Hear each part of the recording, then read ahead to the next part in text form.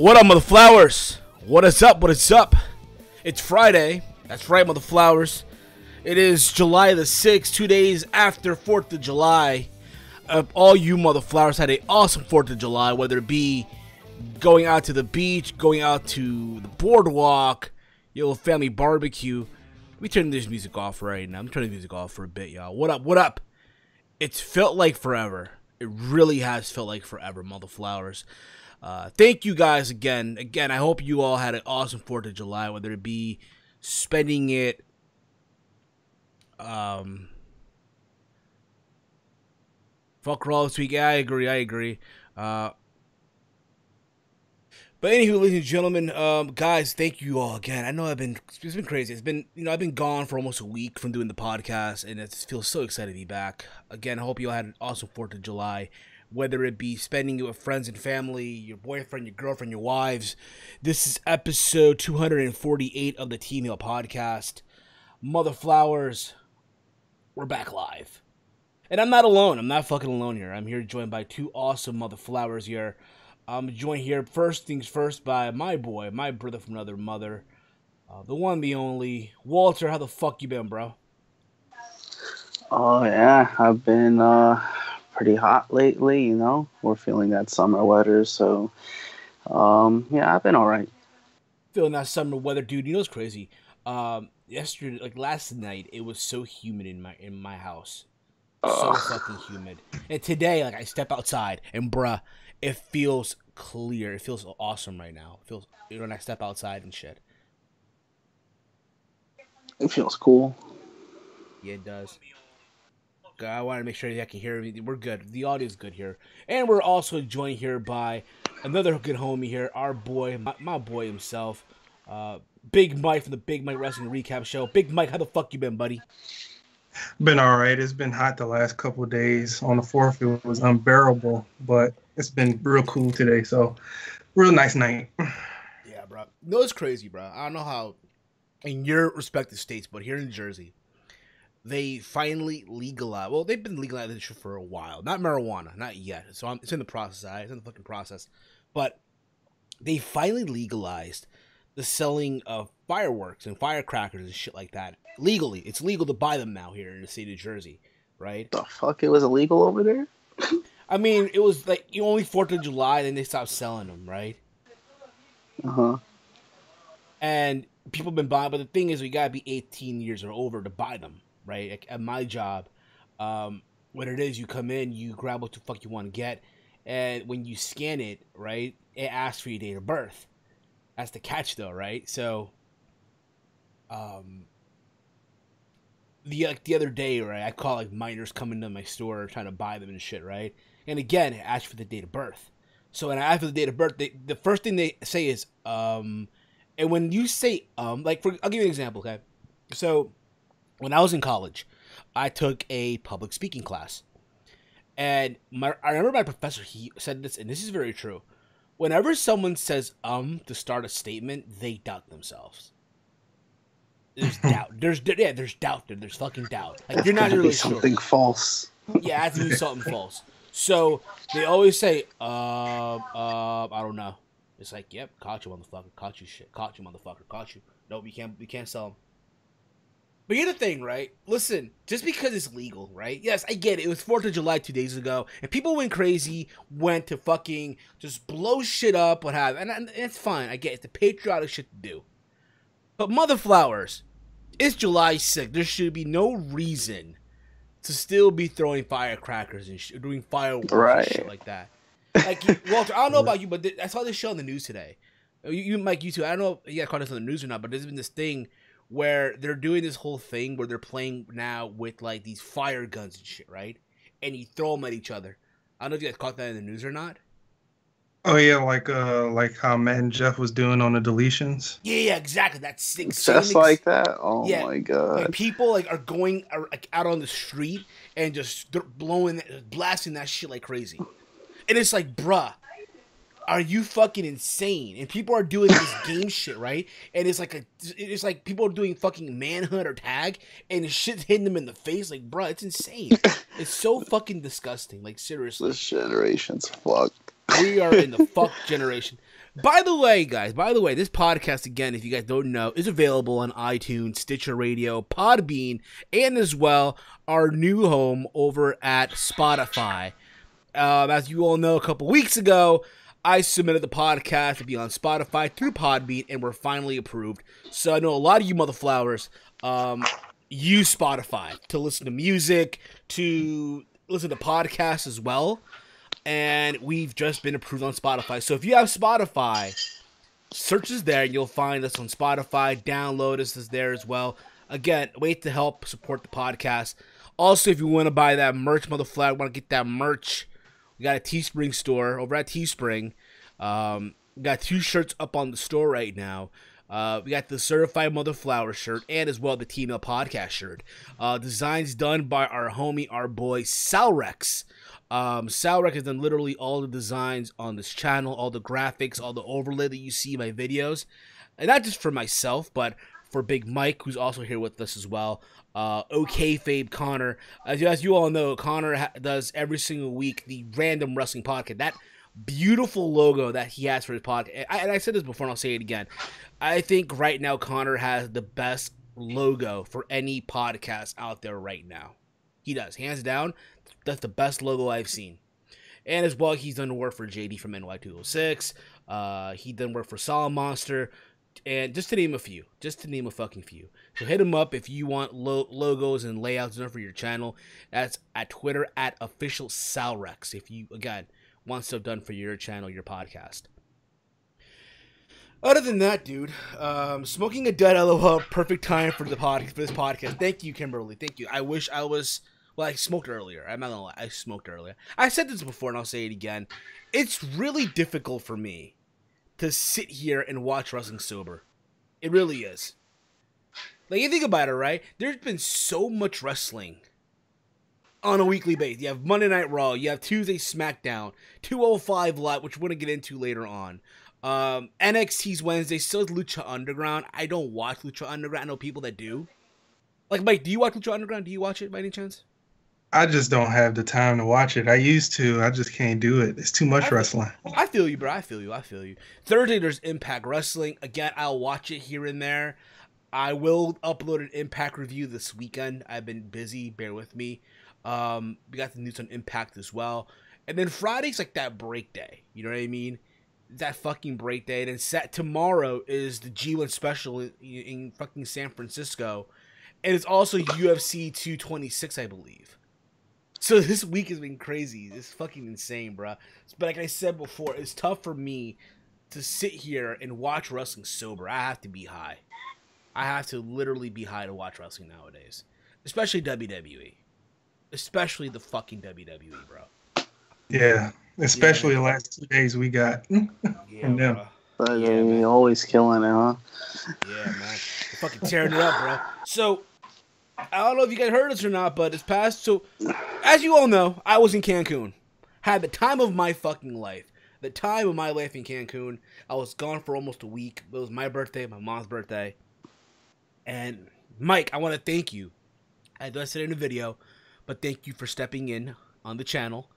Covering Raw, covering SmackDown and NXT. You covered the UK tournament special. Thank you a lot, bro. I appreciate it, man. You're fucking awesome. Yeah, no problem. No problem. I'll Awesome, do it every chance I can get. Exactly. So, I was gone, bro. I was fucking gone. I had time of my life, right? And I heard this news while I was in Cancun regarding our beloved Universal Champion, Brock Lesnar, or Bork Laser, how some people call him, right? Bork Laser and shit. And apparently the word going around, at the time, the rumors and innuendo was that Brock Lesnar will not be working SummerSlam 2018. And this got people riled up. And I did a video on this while I was in Cancun, because I couldn't wait. I couldn't fucking wait. Now, I did say in the video that there's a possibility that WWE was working everybody. And at the same time, you know, if the rumors were true, I thought it was fucked up, right? Because fuck, it's Brock Lesnar. You're the fucking Universal Champion, right? The idea that this guy, who is like your big box office, is not working arguably your second biggest show of the year is fucking bullshit. Fucking horse manure, mother flowers. And well, yeah.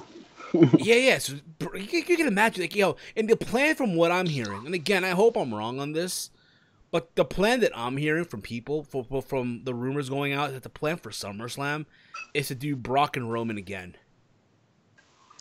Yep. At Barclays Center. And listen, Walter, we've talked about this off the air. There's a possibility that we're not going to do SummerSlam this year. This match certainly doesn't help our chances of, exciting, like the excitement to go to SummerSlam. Like, we're gonna do SummerSlam. Like, we'll do SummerSlam weekend. You know what I mean? We'll do Takeover. You know what I mean? That's just probably as much as it's gonna get.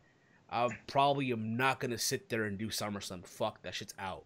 Shit's fucking out. But again, things can change. You know, I said this in the video that I did in Cancun. You know, WWE has about a month and some change to get people excited, right? And that's the big thing right now. Right now, they're doing nothing to get people excited. Absolutely not. You know, Extreme Rules is supposed to be that pay-per-view that should be building up towards SummerSlam. It should be, but it's not. It doesn't feel that way for me.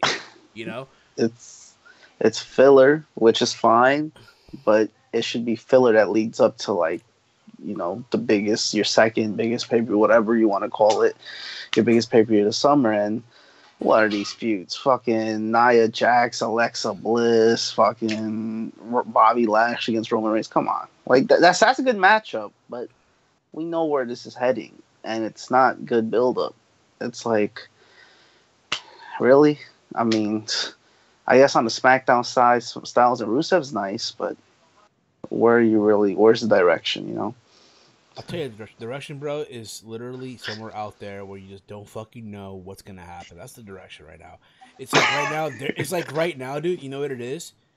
They don't even have a clue what the fuck's going on. They don't have a fucking clue. And that's they don't do long-term booking. They don't. They don't anymore. They don't do long-term booking. They don't do long-term planning. It's like, let's throw something on a wall. Let's see what sticks. And again, we don't want to come off like we're shitting on the product. I know a lot of podcasters, I know a lot of YouTubers do that. You know what I mean? And that's the norm now, I feel like. I hate it when Lesnar had the championship and Brock and Roman again. SummerSlam better not happen. And I hope it does. Listen, this podcast, when you think about it, is a quote-unquote pro-Roman podcast. It kind of is a pro-Roman podcast, right? And even I said this at Backlash. Like, yo, I had it. I was done. Like, the idea of Roman being the agenda and shit, right? Even the person talking, I think Walter's TV or Mike's TV agrees. Like, yo, what the fuck, yo? It's not a TV. It was a little random person. Yeah, even the carajo, yeah, motherfucker, yeah. He's like, fuck this. We don't want Roman anymore. We don't want the Roman no more, McMahon. Look here, you son of a bitch. You're gonna get Roman Reigns again. And that's sad because, like, you know, Roman, it's not like he sucks. He's a talented, he's a good wrestler. He puts some good matches. He could be an interesting character, but they don't know how to do that. They just, he's an underdog to them, which is so fucking stupid. He's not an underdog. He's become the franchise now. He's becoming a franchise. That's what it is. Well, yeah, he's the top guy, but man, can they, like, they really need to learn how to book him better as a top guy. But back to the idea of Roman, all right? Back to the idea of Roman, okay? My bad. Brock Lesnar, I'm sorry. Lesnar. So people were at an uproar. Oh, my God, how dare Brock not defend the championship, not be there? Keep this in mind. The last 3 SummerSlams, Brock's main evented all 3 of them, right? 2015 with The Undertaker, 2016 with Randy Orton, which I was at Barclays Center, where he fucking elbowed the shit out of Orton and fucking opened him open. Last year, Walter, we were there. It was the Fatal 4-Way. It was Braun, Joe, Roman, and Brock for the Universal title, which we thought was a good match, right? It was Braun's coming out party, if you will. That's where I felt like Braun's stock really grows, if you will. But apparently, per Brad Shepard of Barnburner, right, reports that not only Lesnar will be at SummerSlam, but he'll be part of the Monday Night Raw at the Barclays Center the next night. According to the source, the reports of Lesnar not appearing at the August pay-per-view were false. Although it's still unknown how many dates Lesnar still has with the company. That's the thing, too. We don't even know how many dates are left. Here's the vibe I get. It's not like Brock signed a deal. It's more like a handshake type of shit, if you will. That's the vibe I get. I feel like Vince and Brock shook hands at WrestleMania. Okay, we need you for this amount of dates.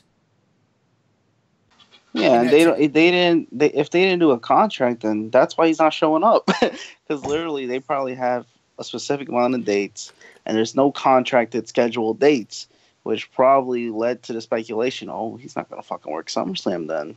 But nah, I mean that'd be dumb. Like I'm like, it's probably a work, which is, you know, I don't know why I don't know why it'd be a work, but I mean at least, you know, he's gonna do SummerSlam, but it should really be against Braun Strowman, because I don't know what Braun Strowman shouldn't be cashing it in like everyone else. Braun Strowman cash it in normal. Listen, Braun Strowman shouldn't have the briefcase. Period. Exactly. But the fucker has it. But the fucker has it. But he might as well just say, do the RVD, like, listen, I'm gonna cash it at SummerSlam. There you go.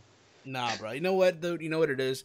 You look at the roster that they have right now. You know what the roster that they fucking have, right? They have Rollins, Balor, Styles, Joe, Bryan back, Nakamura bitten by a dog, but fuck it.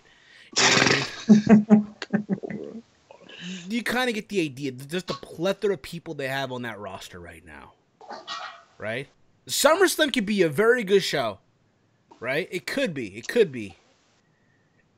But you know for a fact, but TakeOver gonna fucking rip it to shreds, though. They pretty much had that same talent last year, and their show sucked. Yeah. So I don't know what difference it could be. There's no difference. I don't know what they're gonna do, and especially if it's Roman against Brock. Come on, give me a break. Yeah, exactly. It's shit. It gradually gets worse. Yeah, it does, 5 bro. years past. Like, they have all the talent in the world, but if you don't know how to use it, what's the point? And then they bring up talent that they don't even use. Exactly, like the NXT, like, Almost. What the fuck is he gonna do? What is he doing? Yeah, bro. Where the fuck is Andrade? I don't even watch SmackDown like that, but I don't hear anyone talking about him at all. Dude, Andrade just shows his face on SmackDown to do them promos just to say, "Hey, I'm here." Hello. Well, no. Are they waiting for Ray? Who are they waiting for to like challenge him? No. You know what it is? No. You know what it is? Is Andrade Sin Alma literally looking all tough. El ídolo, Andrade Sin Alma. And there's Selena Vega doing talking for him in your typical Puerto Rican, New Yorker accent and shit. And listen, I love Selena Vega. I think she's amazing. I think Selena Vega is like the best thing that happened to Andrade Sin Alma. But let's keep it 100. Selena Vega is a prototypical Puerto Rican chick I've dealt with so many years with throughout my time with dealing with women. You know what I mean? All right, that's fine. She's But she beautiful. still works. She's beautiful. She's gorgeous. All the fuck you want. But when you make her mad, bruh, you thought Rebby Hardy was savage, bruh. I'm telling you right now, Zelina Vega, I think, will outdo her. And when it comes to savagery, which is beyond the point, okay? It's beside the fucking point. It is. What the fuck? What? But That was exactly, so random. Can someone do a Photoshop of Andrade in like a fucking milk cart, like the little milk cart missing? Have you seen them on TV? Like literally. They always do that. It was like the Authors of Pain when they were gone for like I don't even know how long. And they popped up. And they popped up on Monday against fucking. I don't even know who they face. I didn't watch the match. Titus All I know is that they were on Raw. Titus Worldwide. It was Titus Worldwide? Oh, it was Titus Worldwide. Yeah, that was Titus Catering. Titus Catering. Titus Catering. And one of them now is growing his hair. One of them now is growing his hair. Who's growing his hair? I think Razar. Yeah, Razor. Oh, I thought you were talking about Titus. I'm like, wait, what? They can't grow their hair. Yeah. Talk about one of the authors of pain. One of the authors of pain. They Akam or Razor. One of them growing their hair out. It's like when you look at them. Don't they look like guys that work at the airport, yo? People that work at TSA. Like they work at TSA, yo, for real. But again, it's not a bad thing. Not to the detriment and shit. It's like. I mean, they don't know what the fuck to do with them. That's the bad thing. I think they're a bust. I don't think they were gonna be good anyway. Honestly, Sanity at the beginning, when they debuted, just for like a few weeks, I feel like they're bust. But that's only because I think Killian Dane's gonna like be that next star. Yeah, he is, bro. Killian Dane. And I don't even want that. I just know that that's probably what Vince wants. Yeah. Exactly. I'm just hearing the playback again. We're good. The playback is fucking good, mother flowers. You know what's funny? So I watched SmackDown. We're gonna move on for this whole Brock Lesnar thing again.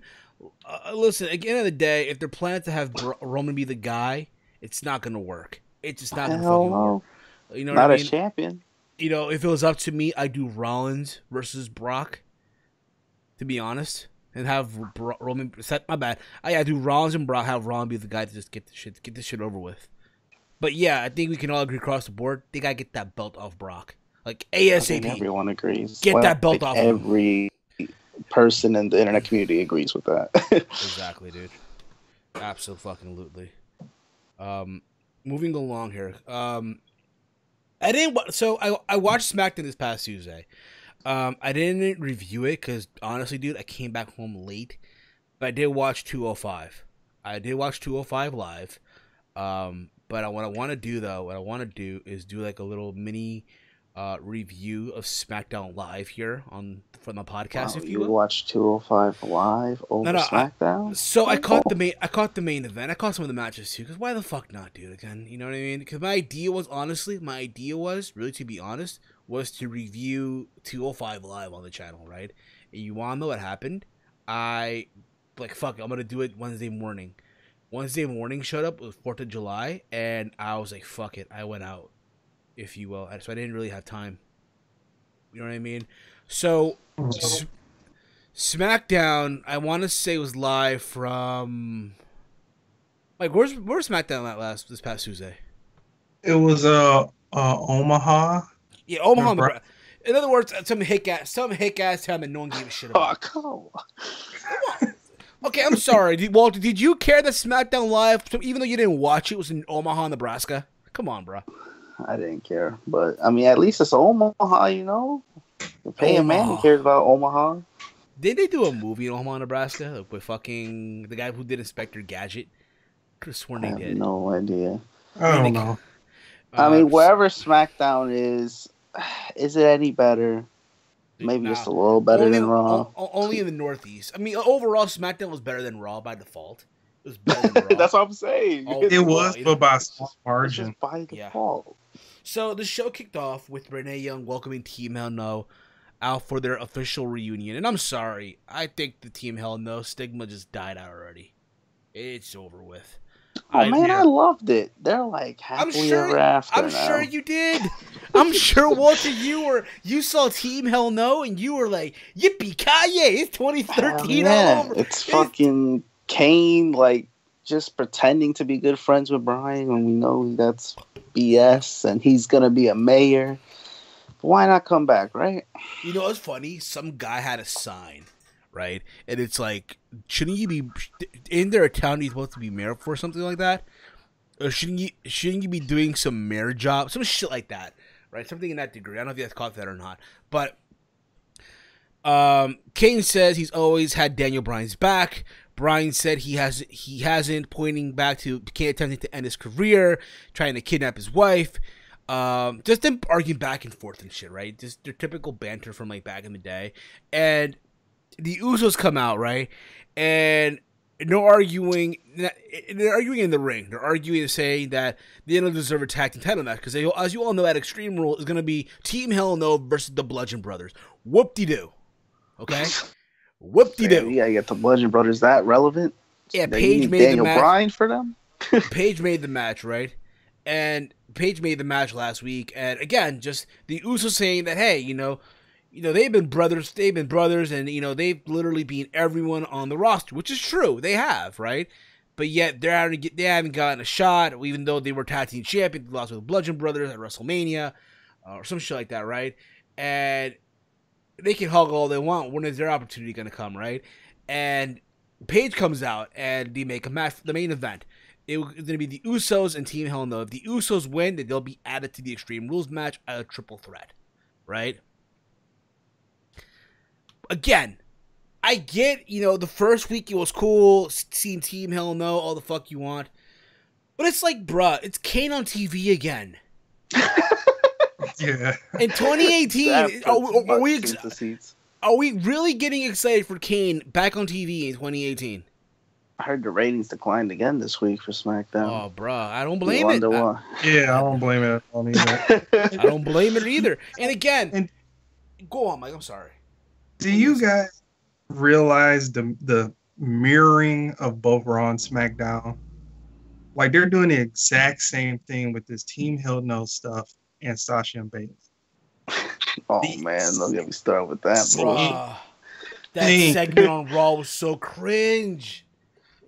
They are doing the exact same thing, and it is killing me slowly. Nah, bro, it's killing you softly. It's that Sasha and Bayley shit that they could have done that maybe 2 months ago. Yeah, now but it's all of a sudden, Team Hell No is back. Now we got to look at Dr. Shelby on Raw again. No, listen. I said that they should touch. If they're gonna touch, have their one-on-one match. It should be at SummerSlam at Barclays Center, right? At the Barclays Center, right? After all the years after the first match. But bruh, this is the build-up. Are you shitting me? Back to SmackDown. But Mike, I do get your point though. It kind of the similar images. I get that, right? But back to what I'm saying with Bryan. Listen, I'm happy that Bryan is back. I understand Bryan not gonna get a championship match right a fucking way. It's not gonna happen. But at this point in Bryan's career, knowing that Bryan potentially might not be re-signing with WWE, right? He should not be doing these silly gimmicks, these silly segments. He should not be. He should not be. What's the word I'm looking for here? He should not be settling for this type of bullshit on TV. Yeah. I don't think he gives a fuck. I get that too. Like he's a. You know what? Bryan's in a position where he should be demanding shit. He should be politic, but he doesn't politic, and that's his biggest Achilles heel. He's too much of a nice guy, if you will. Yeah. Which is funny because. There is a podcast that was out this week while I was in Cancun, the Gorilla Position, where Bryan was interviewed. This had to be like a while back, I guess when they were in the UK. And they talked about the potential match between him and Miz at WrestleMania. And does he have faith in WWE with the booking? And Bryan pretty much said no. Right? And you know what I mean? I'm not gonna play the clip here, but you kind of get the idea. Because again, every podcaster and their mother have been playing the same clip over and over and over again. And the last thing we want to be is doing the same process, if you will. Mm-hmm.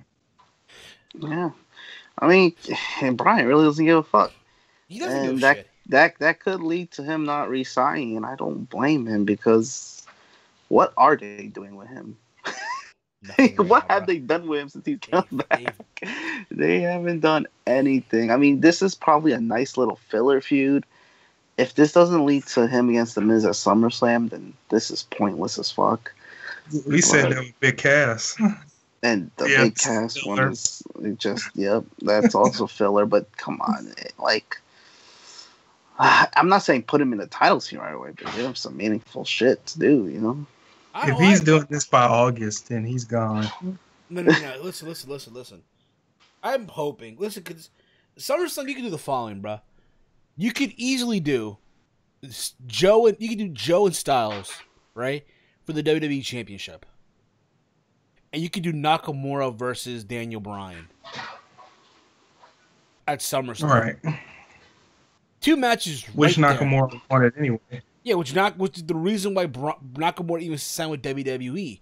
And again, you don't know if Braun resigning or not. Probably the only chance you could even do it, and why not at SummerSlam? Makes a lot of fucking sense to me. You know what I mean? But the point is, though, again, do we have faith in this company? No, we don't. No, we fucking don't. But back to this SmackDown Live, okay? We had the Independence Day open challenge, because originally it was going to be Jeff Hardy versus Shinsuke Nakamura, okay? That was the original plan, but Nakamura got bitten by a dog, I guess, while they were, I guess I think last week he got bit by a dog. He couldn't participate in the Japan live events, which sucked. He was in crutches in Japan. So what does Jeff Hardy do? He does the old traditional, same generic championship match open challenge that everyone has been doing, right? John Cena did it. Roman Reigns did it. Seth Rollins been doing it on fucking Monday Night Raw. And the thing is, like, bro, we've seen this so many times. It's like, bro, come on. Can we come up with something different?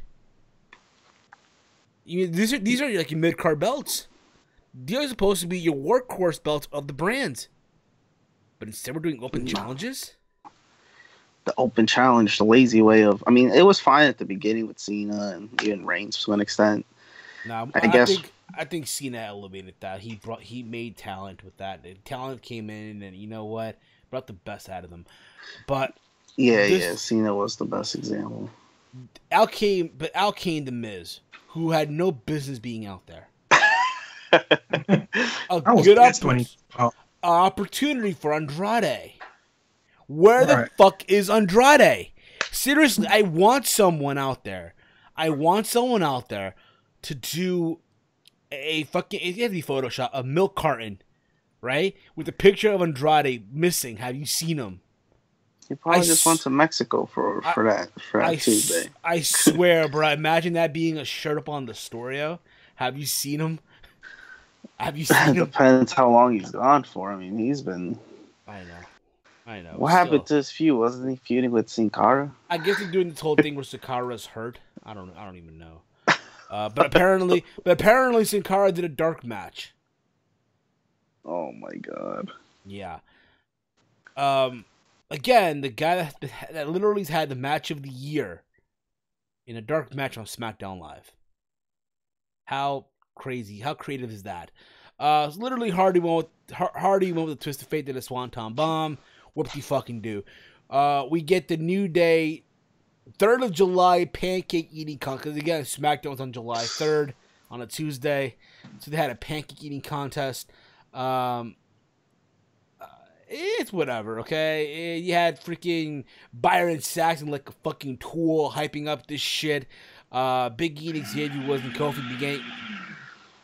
Even the blender was like, fuck this segment. Walter, mute your mic.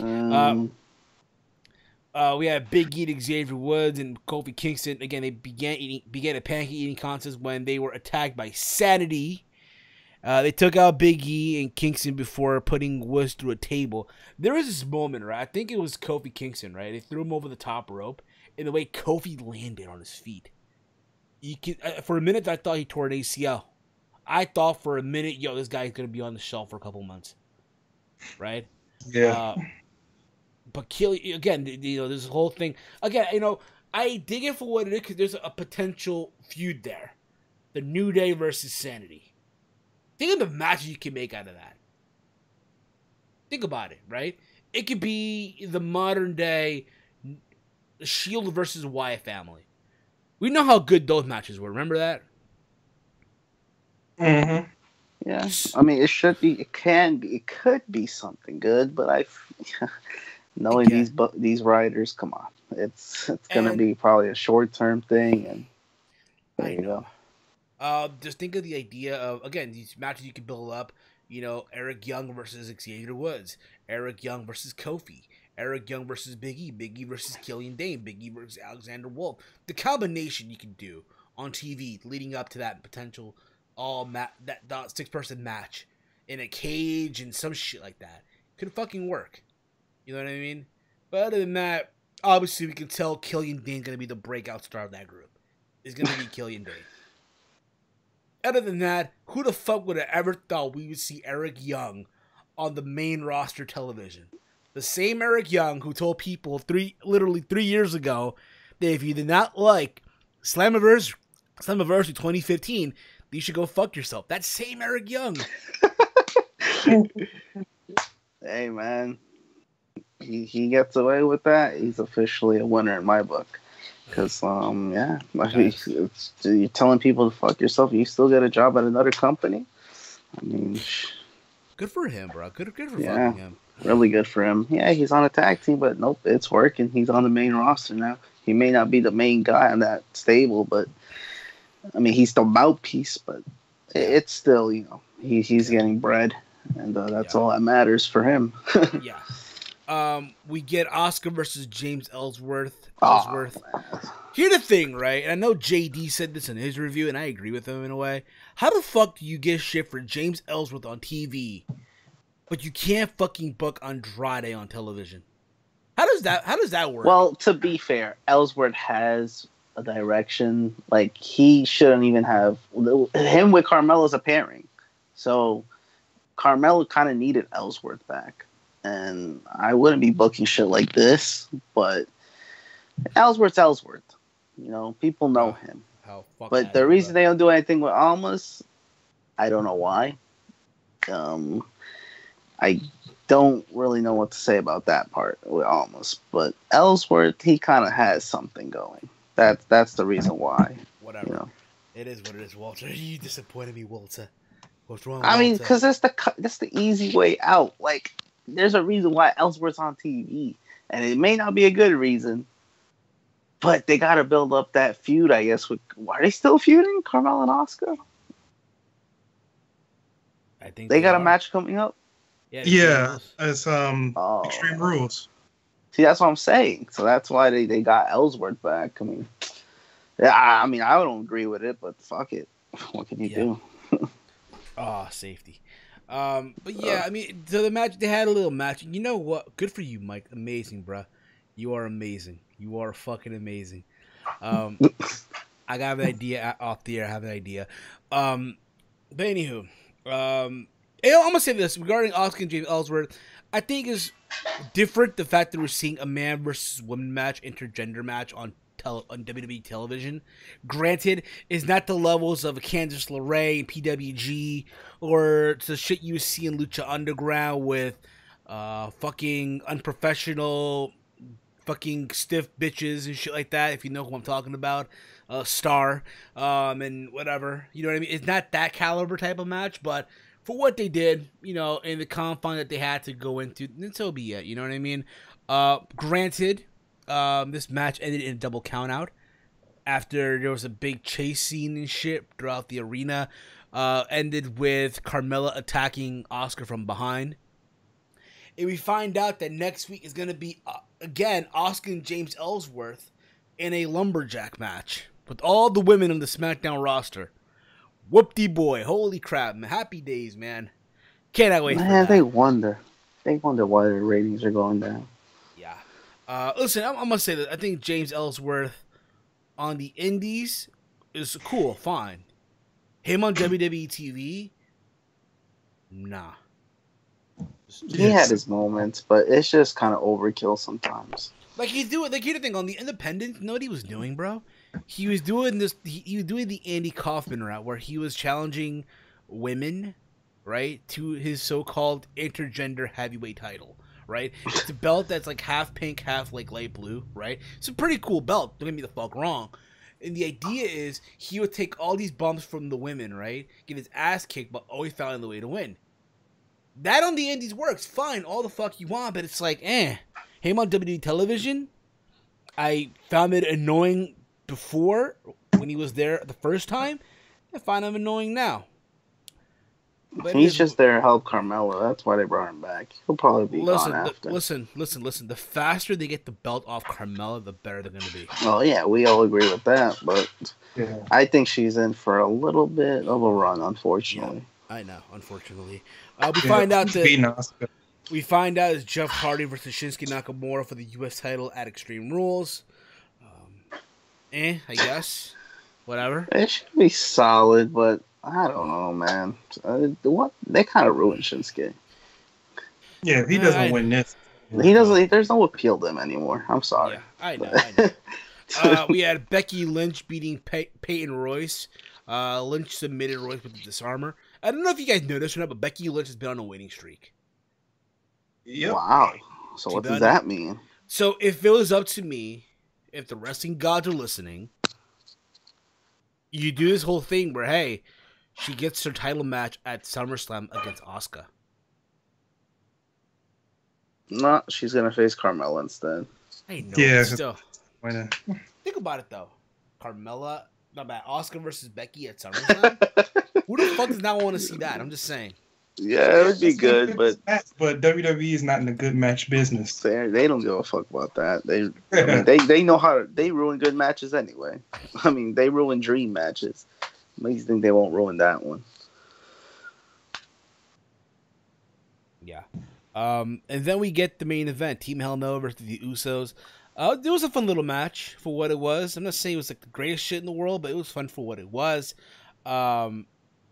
Kane hit a chokeslam on Jey Uso for the pinfall, keeping the Usos out of the tag team title match at Extreme Rules. The Bludgeon Brothers posed in the entrance ramp as the show went off the air. That was SmackDown Live, by the way. Better than Raw, but again, it didn't excite me. It didn't excite me at all. Team Hell No doesn't excite you? Come on, man. Hell no, that don't excite me. We gotta bring something back from 2013 and keep the crowd excited. And yeah, you're right. That's how it is for every week, though. There's never anything exciting. You wanna know what excited me, bro, this week? You wanna know what fucking excited me this week, bro? You wanna know what was that? Fucking Mustafa Ali versus Buddy Murphy, yo. That was that was a really good match. From 205 Live.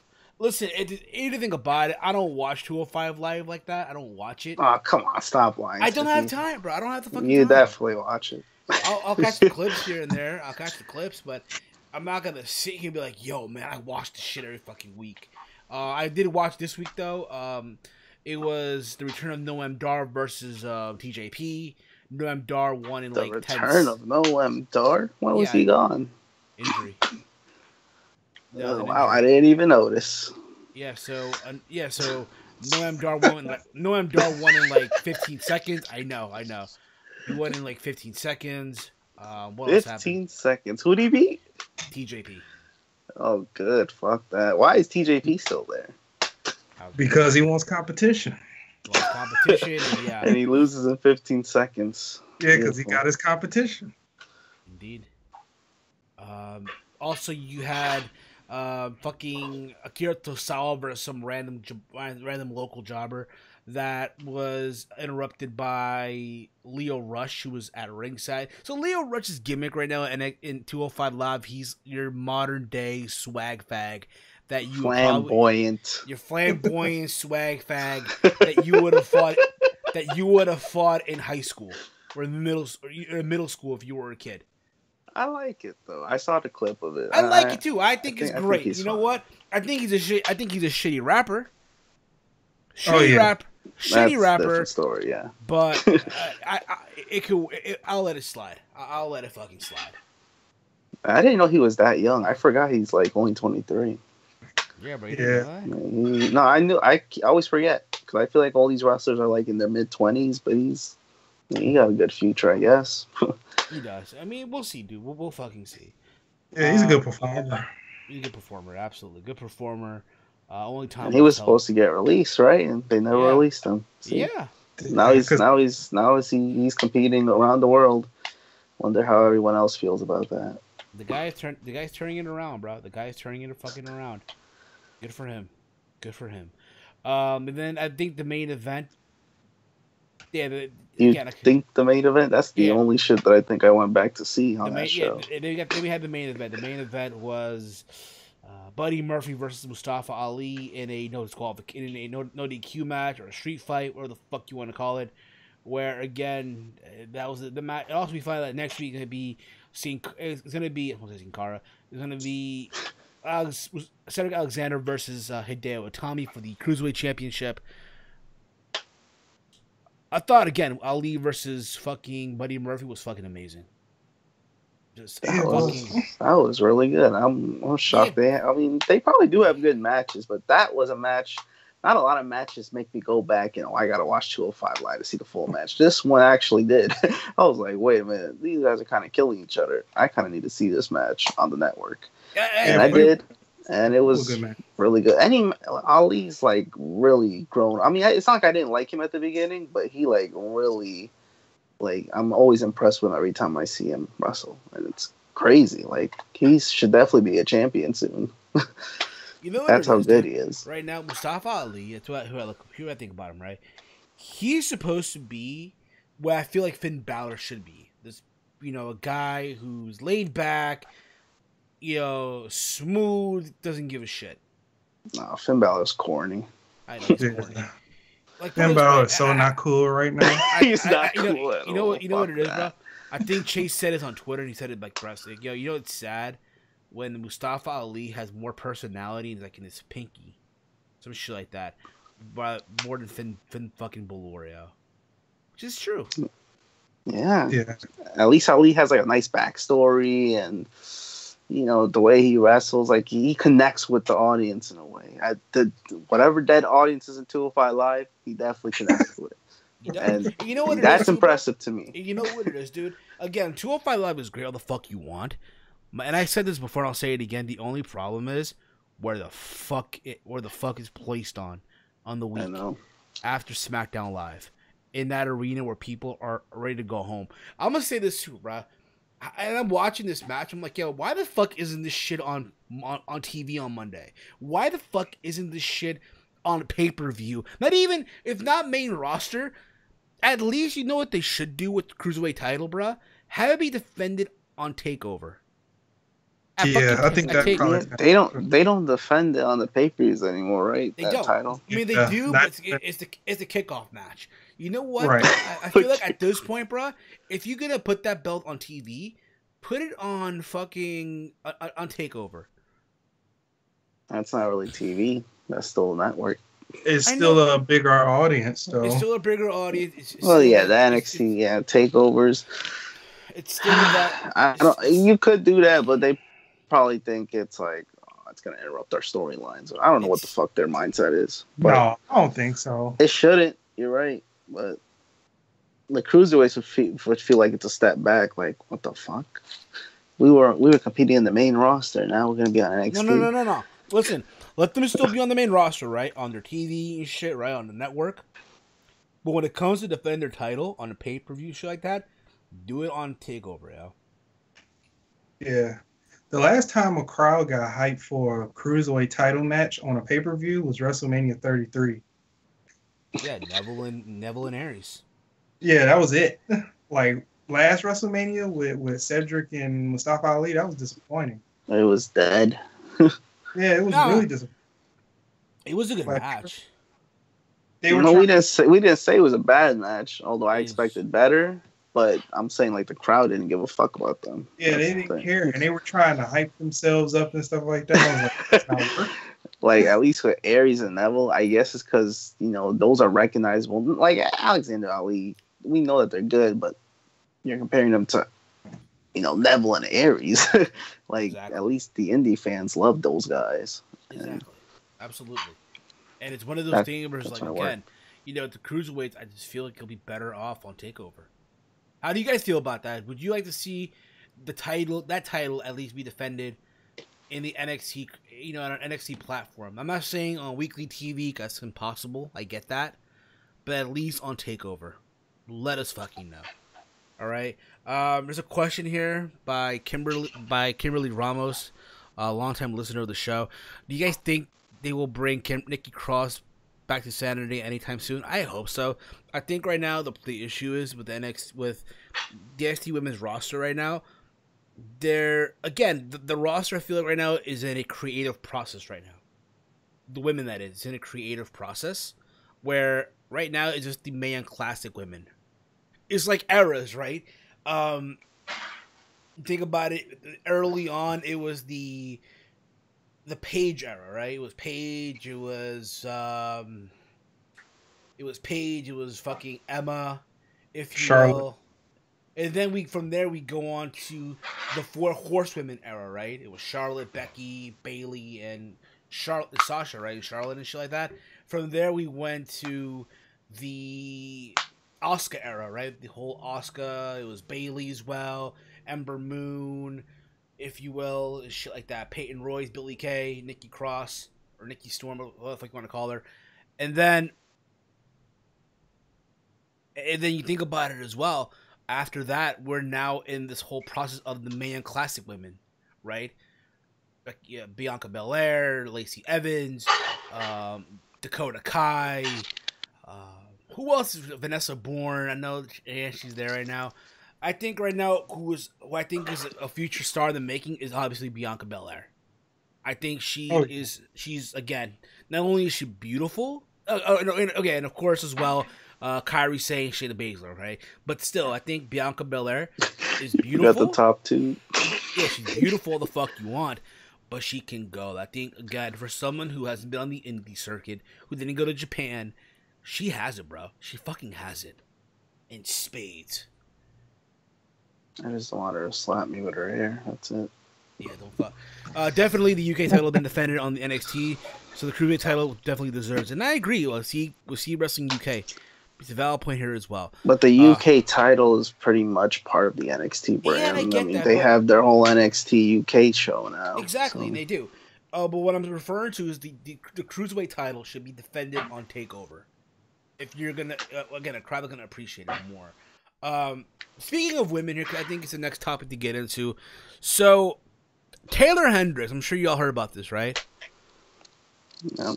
Yes. So apparently Taylor Hendrick has been involved in this whole scandal with Jay Lethal, who's currently the Ring of Honor World Champion, right? So apparently, Taylor Hendricks wrote on Twitter 2 days ago. She claimed that her ROH career was sabotaged for not sleeping with Jay Lethal. Here we go again. I know. And this is, I guess, you wrote on Twitter. Fuck, if I can find this statement here. And now you're like, it came at a better time, neither. It couldn't come at a better time, especially at a time where Jay Lethal right now is scheduled to, who just won the Ring of Honor World title. I know it was random as fuck. He won it on the tapings after Best in the World. You know what I mean? We have a new ROH champion? Yeah, but you didn't know this?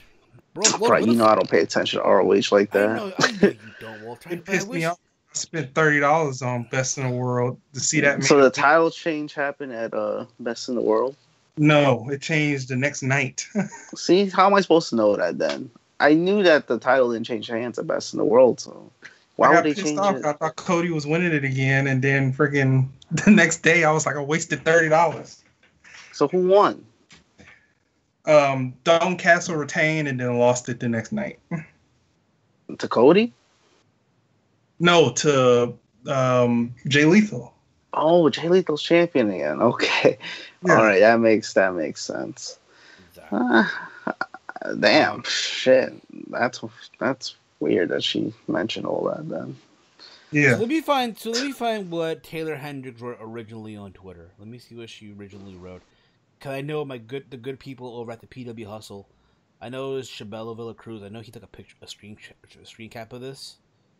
So it'd be easier for me to find this shit, if you will, of the original thing. And Did she delete it? I guess someone took a screenshot of her Twitter. Yeah, but did she delete her comment of what she If originally she said? deleted it, then it's all fucking. It's pretty much fake. Yeah, because if she deleted it, she didn't mean it. So someone took a screenshot, right? And I guess some guy wrote, "I missed the House of Truth," and I guess she like quoted the tweet, right? Like quote retweeting shit, and she wrote here, "I don't. I should have been the House of Hendricks. What has Truth or Jay done? What do they draw? Being a funny guy with a book, and the other one who only talks about his time and impact copying legends. For real, bruh. The legacy is copying legends." Right? And then I guess the guy responded back, "I mean, Jay is now a 2-time ROH World Champion, longest reigning ROH Television Champion, only man in the history of ROH to become a undisputed ROH Champion, World and TV at the same time. No offense to you or anything, but what have you done lately?" And this is what she responded on Twitter with. "Also, the dude you're standing up for is the same dude that told me because I didn't sleep with him, they sabotaged me and took me off TV, and that being the almighty Jay." So that's literally the whole thing. Apparently, yeah, she's claiming that Jay Lethal is the reason why, we're not sleeping with her and shit. Now, here's my thing, okay? This is just my overall take on this whole thing. I think, again, it's very, very fucked up now that they're doing this the moment after, Jay won the title, right? Like, how crazy is that, right? You're gonna really come after this guy. And again, here's the thing about it, okay? I'm not saying that she's wrong or she's right, because we don't fucking know. You know what I mean? No one fucking knows right now. Is this, a very controversial, very iffy situation? Yes. I met Jay Lethal. I met him before. At a Ring of Honor show. He's a very cool dude to talk to. Very cool dude. That being said, if he hasn't done anything, then he needs to make a statement. Granted, it's been 2 days now. He hasn't said anything. He's kept quiet. He's kept silent and shit. But apparently Ring of Honor issued a statement, I think early today, about this whole situation. Regarding this whole, again, it's the allegations by Taylor Hendricks. And this is what, I guess, came out. This is a statement that ROH sent to Sean Raddick in the PW Torch regarding the allegation. And this is what, I guess, they said. "We were troubled to hear the allegations surfaced last night on Twitter.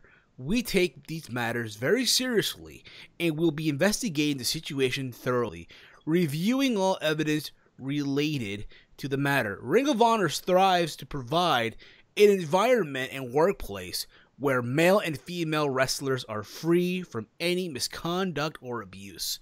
We will take appropriate action upon the conclusion of our findings." What do you guys think about this? First, I want to say that hopefully this isn't true, because if it is, it sucks. But on the flip side, why would he bring personal matter into work? Like, why would he be like, "Oh, she didn't sleep with me, take her off of creative bookings and do away with her. She's insubordinate"? Why would that even happen? I don't know, dude. Because again, unless corporate told her to do that. Like, why would that even happen? You know how women are nowadays. They got, it's just the whole Me Too movement. Yes, I guess so. But at the same time, it's like, from what I've been hearing too, Taylor Hendricks has been known to, again, be that, kind of chick. Yeah, that's the SJW type. Yeah, exactly. Social justice type and shit. I probably should have done more research on her, but it's like apparently as well. Most of these types of accusations are like never that true. They're not really that truthful, you know. At the same time, this is the same Taylor Hendricks that's trying to go on Twitter, try to get herself into the Mae Young Classic, Which is fine. Which is fine, I guess, great. But... I'll be real about it. Is she my cup of tea in the ring? Not really. She's not really my cup of tea. But other than that, if this is true what she's saying, yeah, it's fucked up, absolutely. You know what I mean? At the same time, if what she's saying is false, she's making this whole shit up, then bruh, this girl needs to get blackballed from the business, period. Yeah, someone's gonna look bad at the end of all this. It's either Taylor Hendricks or Jay Lethal. Because Taylor Hendricks lying, then yeah, she's pretty much done. I mean, she's not really that talented in my opinion. And so what can you really do? Jay Lethal, the story just doesn't make sense to me. Really?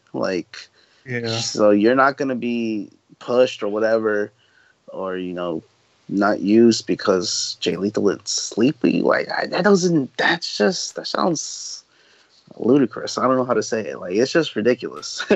I don't get it. That's the same thing I got. Why would a person intervene with work unless corporate will get in the mix of this from the beginning? And I guess after this, right? I guess she went on Twitter and wrote the following here, because again, this is what she wrote today on Twitter. By the way, she's a beautiful girl. I'm gonna say that right now. She's a beautiful girl. All right. That's why that's how she kind of got into the business with her looks, I'm assuming. Yeah, everybody keep talking about a couple of assets she got. Everywhere you hear about her. If you catch what I'm trying to say. Yeah. Exactly. Like I said, she's not even that great in the ring, so. I need to look at her matches. If her I saw one of her matches, and it was not good, in my opinion. They don't really wrestle in ROH, so. This is what you're since silence is accepting that allows a corrupt system to divide and conquer. I don't accept that anymore. Silence is defeating, and acceptance is blinding. We deserve better at emoji 100 and shit like that, right? And this is what she wrote here.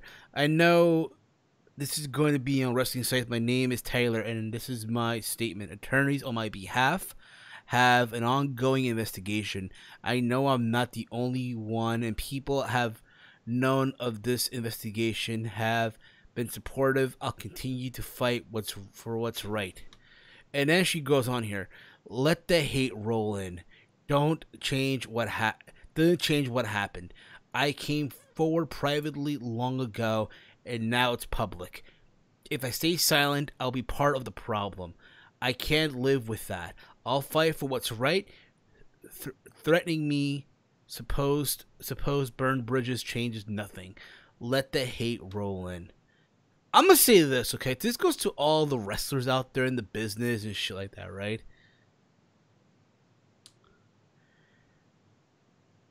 Don't go to Twitter and say, oh, let the hate roll in and you haters this. No. Just don't. Just write your statement, hey, me and attorneys and shit like that, fine. But don't go on and address the detractors, the people that are shit-talking you and crap like that. You know what I mean? It's the same shit that this chick that accused Enzo Amore did a long time. Remember that? Remember that shit? Yeah. What happened? That was bad. Remember when the whole Enzo Amore thing happened with that girl from Phoenix, Arizona? Philanoma. Oh, yeah. And people were giving her backlash, and then she responded to all of them and crap like that. That's what you don't do. Yeah. This is sort of almost the same thing. Nice. Sort of, kind of. I know. And again, listen, we don't know if it's true or not. I don't want to, act like it is or it's not. End of the day, we'll see what else comes out of this shit. End of the fucking day. We're not saying, oh, Taylor's not innocent. We're not saying that. You know what I mean? She could be very well innocent in this. What we're saying is we're gonna let things play out. Let's see what fucking happens, if you will. Yeah. Let the shit just play out and see what the fuck takes place. If you will. Other than that, I'm gonna make a bold statement. I think nobody's gonna believe her either if she's innocent or not. You know. Because again, yeah, It's just the way it is. You know, just for previous things. You know, with the Enzo thing. That girl messed up so much for people that's really going through stuff like this in real life that nobody's gonna believe nothing. It's like, yep, here's another one.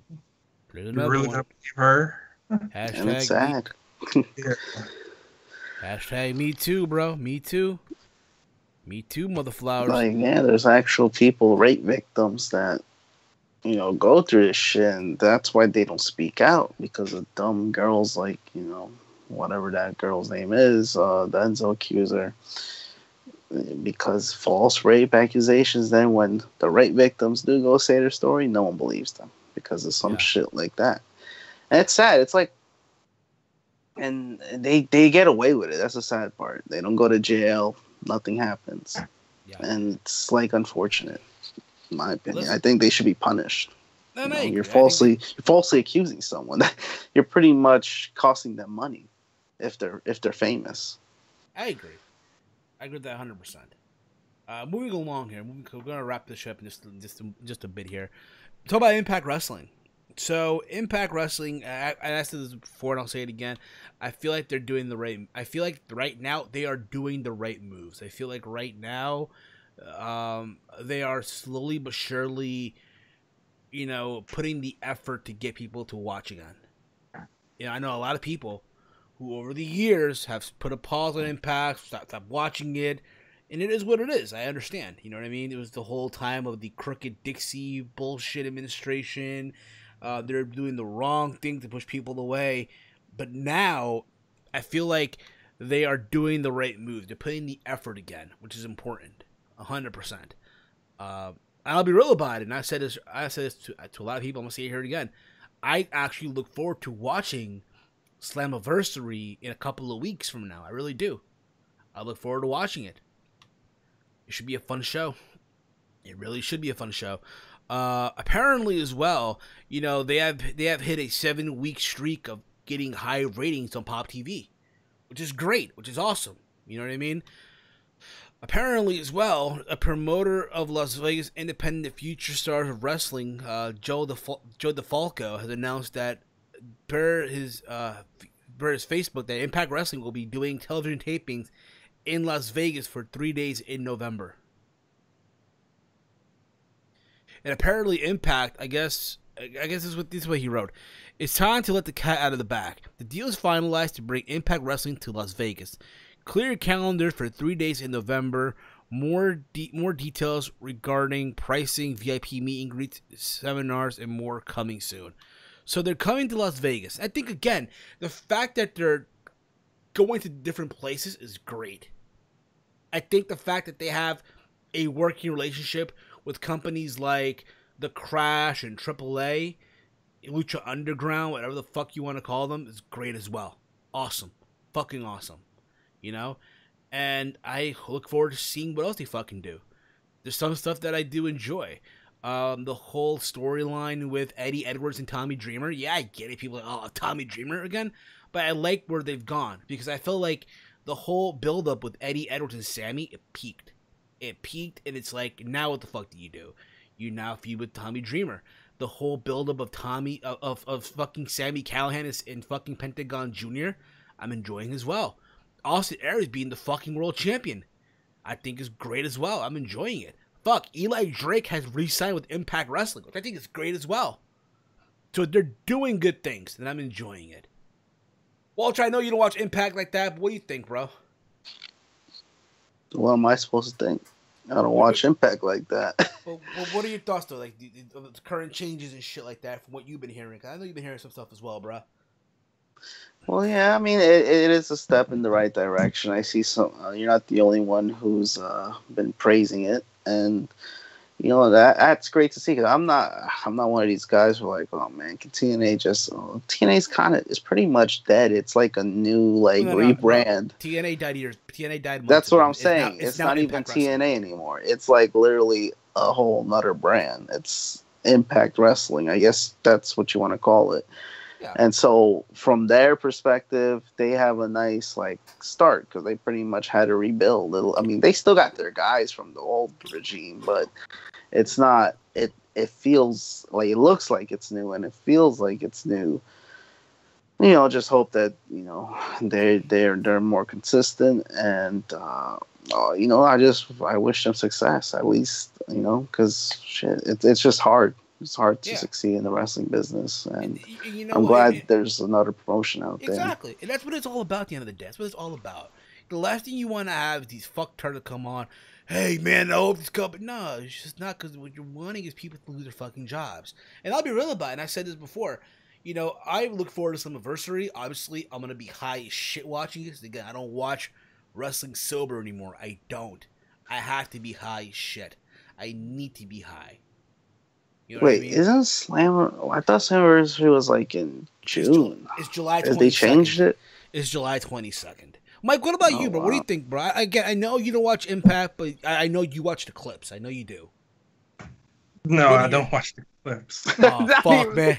Even the clips. Come on, Mike. I barely watched it. I only watched the ones that I don't watch the clips. Even though they put on a pay-per-view from like 2005, I'm gonna go back and watch that on the YouTube channel. But whatever's working, I hope they can execute at it and keep going. You know, I'll tell you guys what. You know what, guys. I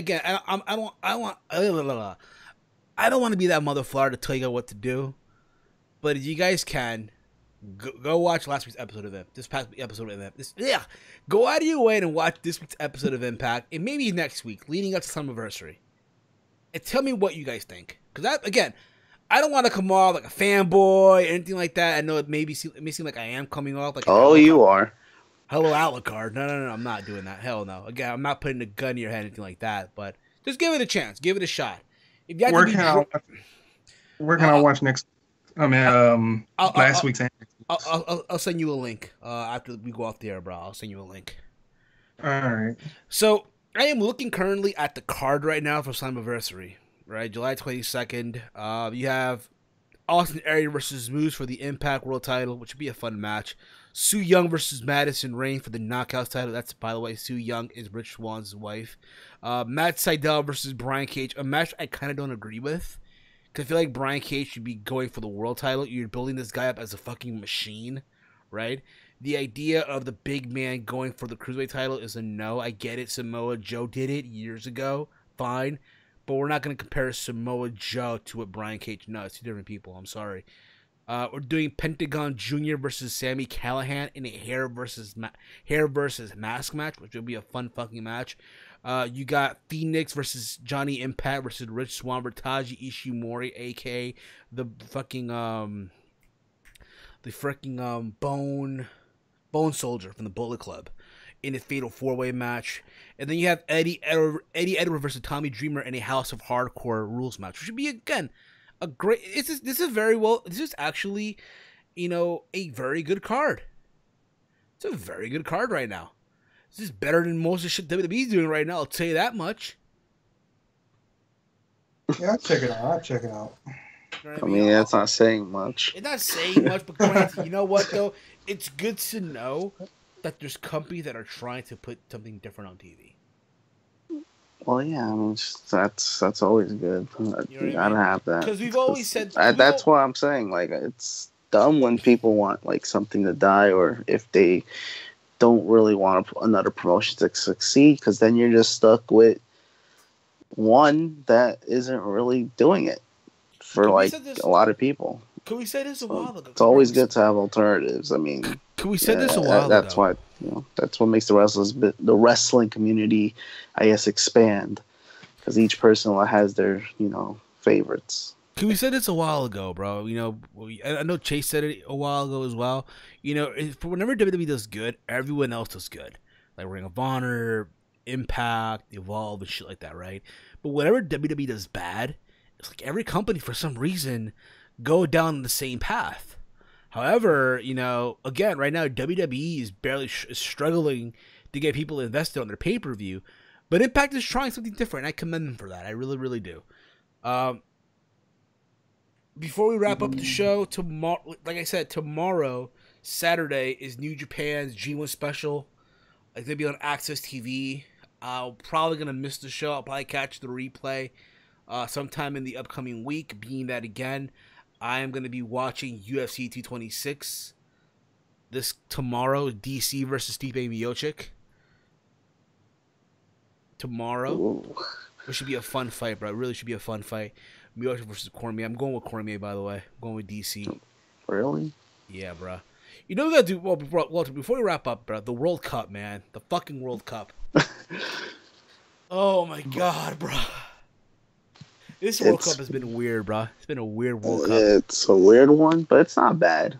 I think it's a nice change. It's just really weird that all the countries you think that would make it really far, they're pretty much gone. Yeah. Besides France, I guess, but Brazil. I'm saying this right now. So, bro, I watched the France-Uruguay game today, right? Yeah. This is what I've moved. Okay. I'm reading the comments. Su Yung versus Madison Rain for the knockout title. Area for the moves for the world title. And that, again, Andre's a very good match. You got Andre Corbiel also on the card, guys. Go check him out as well, guys. Andre's on the card? Yeah, he's on the chat. He's in the chat here. I was about to say, check him. Yeah, Andre Corbiel's on the card. Yeah, Andre Corbiel gonna be at Slammiversary competing in a match worldwide. He's on the card. Hell yeah, him, yo. You know what it is too? They hired, Impact hired this girl. She does the ring announcing now. Her name is Alicia Atute. She has a YouTube channel as well. She's fucking beautiful. She has a channel called Ambi, right? A music blog, yeah, right. So she interviews all these wrestlers and shit like that. Fucking beautiful. Fucking beautiful as well. And Impact hired her? Yeah, they hired her. Oh, wow. Again, guys, check her out. She's fucking beautiful. All right? But the World Cup, bruh. Holy shit, dude. So I watched the France-Uruguay game today. I felt bad for Uruguay. Cavani was out with an injury. Yeah, that was bad. I'm saying this right now, bro. Mbappe is going to be the breakout star of this World Cup. He is the breakout star right now. Well, he is.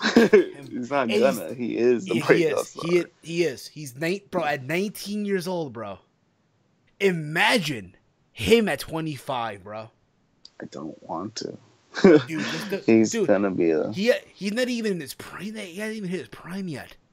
Can you imagine him when he hits his prime? He's going to be great. That's what's going to happen. As long as he cuts off a little bit of the flopping, then we'll be okay. So, they beat Uruguay 2-0 today. They go on to the semifinals. You have... And today, Belgium beat Brazil 2-1. Oh. Brazil had their chance, though. They had their chance. They had a lot of chances to come back, but...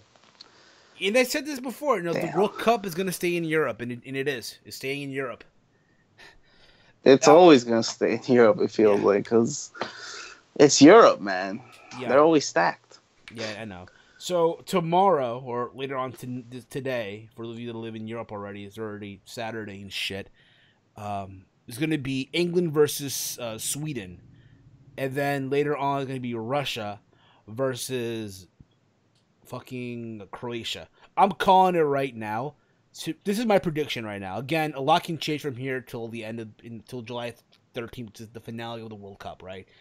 But Walter, right now, my prediction, the heel Steven prediction of the World Cup, the finale will be France versus England, right? And the third place team is going to be Belgium. I'm calling it right now. What do you think, Walter? Nope. My final is France against Croatia. And my third place team is going to be Belgium, too. Okay. The reason I got Croatia, look, I got nothing against England because I had England going to the semis. I'll be real about it. I wouldn't mind England winning just so I can hear the song. Football's coming home. It's coming home. It's nothing against England, but I don't know what I like. Croatia's like that weird team. Like they might not look strong, but they might pull out a strong game. And I feel like them and England, they might kill each other. Not literally, obviously, but that's like an even matchup. And fucking France and Belgium, man. That's pretty much a final to me. Like that's the fucking semifinal. Oh my god. It's like it's not really a predictable World Cup, and that's what I really like about it. In 2014, I kind of knew Germany, not fully, but it was kind of like, damn, Germany's definitely going to final. This year, hell no. We all thought either Brazil or Germany would win. They're out. Bruh, I'm going to keep it 100 with you. This World Cup, bro, has been a very weird World Cup. But think about it, right? How the fuck... No, think about it. Russia, a country that's banned from the Olympics because of anti-doping, right? They're able to host a World Cup. How the fuck does that happen? That's rigged. That's what it is. I know it's rigged. And that was from the old FIFA president. That's how it happened. Right. But it's Russia. They still got a chance. Croatia, like I said, they're good. But if Russia beats them, then that ain't no Cinderella anymore. Yeah. I think also, again, right now to me not the breakout team, because to me like a team that really impressed the most, I'm gonna say, was Japan. Surprisingly, Japan looked really good. They beat Colombia, even though Colombia was down 10 men. That was still good. They beat Germany, they could have beaten Senegal. I think they didn't try with Poland, to be honest. But like with Belgium, that's scary. That they were up 2-0. They were up 2-0 and they fucking lost, bro. I think years from now, they're gonna. I guarantee you, next World Cup they'll be in the semifinal. I'm calling you right now. Japan? I'm calling you, bro. Yeah, that's a bold ass prediction. Probably so. Probably fucking so. Other than that, again, to me right now, the breakout star is Mbappe. Apparently, Real Madrid he's gonna be signing to Real Madrid soon. In other words, Ronaldo's going to Juventus. You hear about that? Yeah, I heard about that. That has to be true now. You know what that's like, bro? It's like LeBron going. It's like LeBron going to the Lakers, yeah. And that's what's happening. He's gonna bring life back to the Italian league, which is really needed if you think about it. The Italian league's kind of competitive, so I don't actually like that. Ronaldo went to fucking Juventus. Bro, can you imagine, bro? Can you imagine this, bro? Because now I'm gonna call him it right now. Harry Kane, right? Who's like right now the lead goal scorer right now in the World Cup. Yeah. He plays in Tottenham, right? Imagine him going to Real Madrid, yo. He said he wouldn't. I'm just saying, imagine though. I know he wouldn't, but imagine if he did though, bro. I hope. Dude, I'm gonna say this right now, bro. Listen, if you're a soccer player right now, you have to be complete dumbass to turn down Real Madrid. I'm sorry. Because Real Madrid has the most money, I feel like. You can't really turn them down.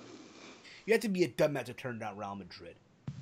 Did you not watch Did you motherfuckers not learn anything from Goal 2, the movie with Kuno Becker? Like, come on. You're not gonna go all the way to just turn down Real Madrid. Hell fucking no. They're gonna shitload money, and I'm calling it right now. Barcelona and Real Madrid always have a ton of money. That's why everyone goes there. And this is where Mike is like, this is like, yeah, man, I don't know what you're talking about, man. Fuck this shit, man. I don't know what LeBron's going to L.A. Buddy, yeah, LeBron's in L.A. now, bro. LeBron. Think about this, bro. The new Kobe and Shaq, yo. LeBron and Lonzo Ball, yo. Sign me up. Fuck that. Lonzo's probably gone. Where you going? Well, he's injured, so. He's injured. That's a good excuse. Quote unquote injured. To not get traded. It all depends how if Lillard goes to the Lakers, then yeah, he's getting traded. But but that still ain't enough. It's crazy. Like NBA free agency is like the craziest free agency ever. Isn't Chris Paul going back to like the fucking Clippers and shit? What? No. Where the fuck did you get that? My bad. I don't know. What? I don't know, bro. Okay, I don't watch basketball like that. But you don't have to watch, but where'd you hear that? Where did you hear that? I don't know. So someone went back to their Who original told team. you that? Or somebody went back to their original team and shit. I don't Paul know. George probably, yeah. There you go, Paul OKC. George. He's staying in OKC. Yeah. So the Lakers. Yeah. I heard there's rumors nobody's in Golden State though. I heard that Kyrie's going to the Knicks. Well, is that even true? I mean, it's looking like it's a possibility. Not this year, obviously, but next year. It's got to be this year because he'll be a free agent. They Well, wouldn't get they'll have to trade for him if they're confident. Yo, bro, he's coming to the Knicks, yo. I'm telling you right now, we win a championship, yo. Knicks winning a championship. Nah, you gotta wait, man. Nah, they gotta trade pieces, Kyrie. Man. You gotta trade Kyrie for like Tim Hardaway Jr. and some other people. There's no way the Celtics take Tim Hardaway's contract. You got to, because that's the best player on the team. You're not gonna trade. No, but no, the Celtics are not gonna. The Hardaway's contract is like kind of bad. Like he's not worth the money. I don't know if any team like wants 60 mil or something like that. He got a lot. He's like 20 something a year, like 24, 23. Yeah, he's getting paid. I don't know what they were thinking. I'll tell you guys what. This was fun. It was awesome. It's getting late. We'll wrap up the show now, guys. Closing, final thought before we wrap up. Final thoughts, Mike. What about you? Closing thought before we wrap up the show. Yeah, man, it was a good show. I don't know if I have any final thoughts, but it was a good show. Anything that we covered? Anything want to add? Anything, let us speak. No, man, everything's straightforward. I think we did a good job on everything. But what about you, Walter? Anything you want to say? Your closing thoughts before we wrap up the show? Closing thoughts. I'm trying to think. There was something I wanted to say. I don't know, man. At the end of the day, I just hope that Brock shows up at Summerslam. Brock Lesnar loses the belt, and if it's against forever.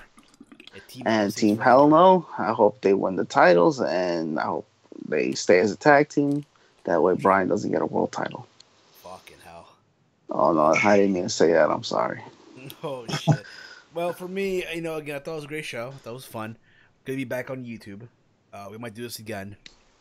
Even though I miss Mixler, but still, that's around the point. Other than that, again, I look forward to see what's gonna happen. Also, I didn't mention this, but apparently, it's gonna be LA versus LAX real soon.